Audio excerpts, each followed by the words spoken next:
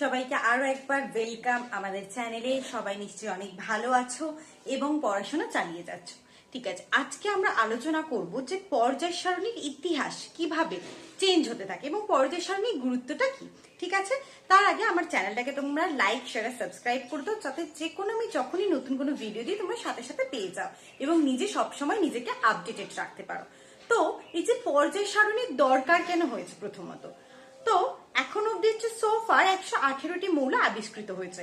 তো প্রত্যেকটা মৌলের ধর্ম এবং সেই মৌলগুলি থেকে উৎপন্ন যে হাজার হাজার যৌগ তাদের ধর্ম জানার জন্য তাদেরকে একটা শ্রেণীবদ্ধ করা দরকার হয়ে পড়েছিল। ঠিক আছে, প্রথম দিকে বিজ্ঞানীরা ধাতব এবং অধাতব এই দুটো শ্রেণীতে ভাগ করেছিল, কিন্তু তার সাহায্যে আমরা এত মৌলকে তো তার ধর্মের ব্যাপারে জানতে পারছিলাম না। সেই জন্যই কিন্তু পর্যায় সারণীর আবিষ্কারটা হয়। তো এই পর্যায় সারণীর ব্যাপারে কিন্তু সবার প্রথম, ঠিক আছে, যে বিজ্ঞানী কথা বলেন তিনি হচ্ছেন জার্মান বিজ্ঞানী ডোবেনিয়ার। তোমরা হয়তো এটা শুনেছ যে ডোবে রিনারের ত্রয়ী সূত্র।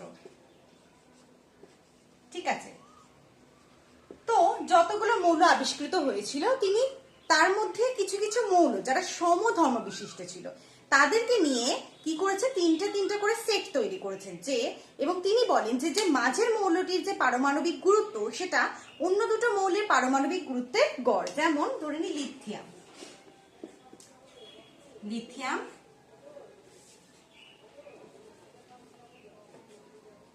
Sodium, potassium.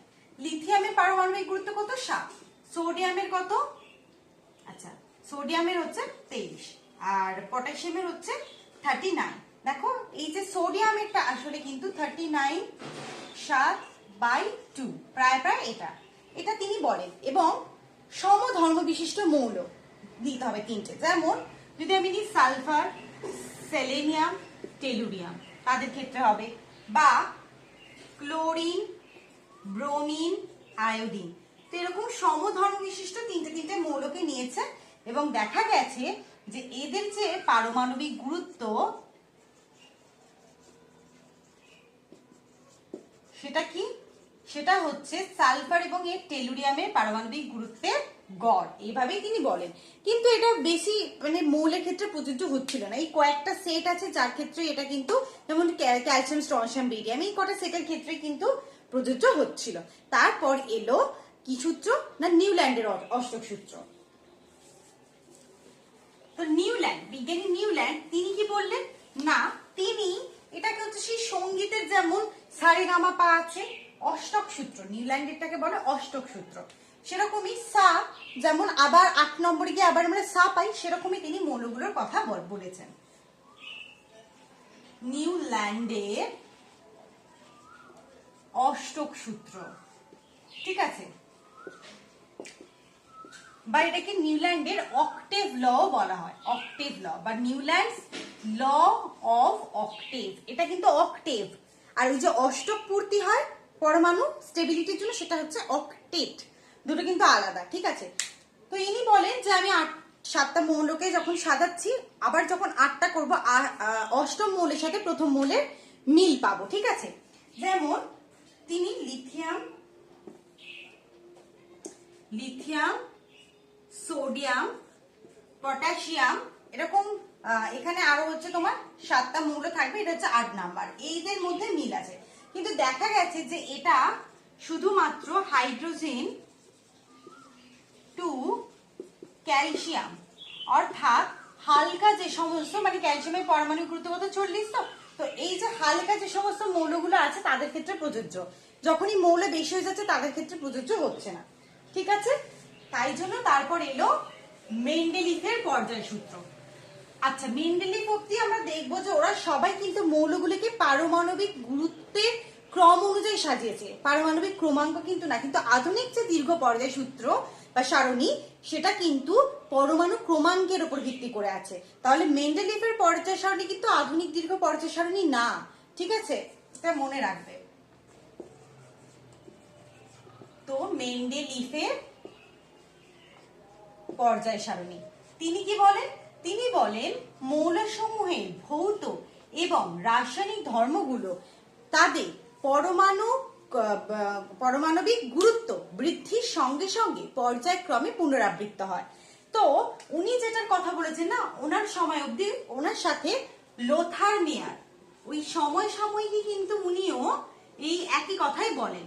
কিন্তু যেহেতু এনার কথাটা কয়েকদিন আগে পাবলিশ করা হয়ে গিয়েছিল এনার বক্তব্য, তাই জন্য এনার কথা অতটা মানে ওনাকে মানে মেন্ডেলিফের যে ফাদার অফ পর্যায় সারণীতে কিন্তু মেন্ডেলিফ বলি আমরা, লোথার মেয়ার বলি না। তো মেন্ডেলিফ যখন পর্যায় সারণী করেছে তখন অব্দি 63টি মৌল আবিষ্কৃত হয়েছিল, 118টি কিন্তু হয়নি। ঠিক আছে, তো উনি সেই সমস্ত মৌলগুলোকেই নিয়ে ঘরে সাজিয়েছিল এবং সেখানে কি করেছিল, পর্যায় ছিল 7টা পর্যায়ে সাজিয়েছিল এবং তখন শ্রেণী রেখেছিল হচ্ছে 9টা। এবার তখন অব্দি কিন্তু নিষ্ক্রিয় যে গ্যাস, ঠিক আছে, নিষ্ক্রিয় গ্যাস কিন্তু আবিষ্কৃত হয়নি, তখন অব্দি আবিষ্কৃত হয়নি। তাই জন্য তখন অব্দি কিন্তু তিনি নিষ্ক্রিয় গ্যাসকে নিজের পর্যায় সারণীতে জায়গা দিতে পারেনি। এছাড়া উনি আরো কি করেছিলেন না, পর্যায় সারণীর না বিভিন্ন স্থান হচ্ছে ফাঁকা রেখে দিয়েছিল। অর্থাৎ কেন না, তিনি বলেছিলেন যে আরো এরকম কিন্তু ধরনের কিছু মৌল আবিষ্কার হতে পারে, তখন সেগুলোকে বাকি যে মৌল যারা অলরেডি পর্যায় সারণীতে স্থান অধিকার করেছে তাদের সাথে মিল করে করে না বাকি শূন্যস্থানগুলোতে হচ্ছে তাদেরকে পূরণ করা হবে। তো এই ছিল আমাদের মেন্ডেলিফের পর্যায় সারণী। ঠিক আছে, যেটাকে পরবর্তীকালে কিন্তু যখন আমরা আরো বোরের পরমাণু মডেল বা আরো পরমাণু মডেলের যখন বিস্তৃতি হলো, আমরা জানতে পারলাম যে পারমাণবিক গুরুত্ব মৌলের স্বকীয় ধর্ম না, মৌলের স্বকীয় ধর্ম অর্থাৎ নিজস্ব যে ধর্ম সেটা হচ্ছে পরমাণু ক্রমাঙ্ক।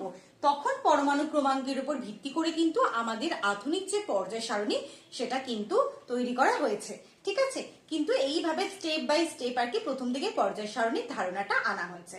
ঠিক আছে, ঠিক আছে, পরের দিন আমরা আরো যে সমস্ত পর্যায় সারণীর পর্যায়গত ধর্মগুলো আছে সেটা কিভাবে কিভাবে পরিবর্তন হচ্ছে সেগুলো সম্পর্কে জানবো। ততক্ষণ অবধি ভালো থাকো, সুস্থ থাকো এবং আমার চ্যানেলকে লাইক শেয়ার সাবস্ক্রাইব করে দিও। দেখা হচ্ছে পরের ক্লাসে। বাই।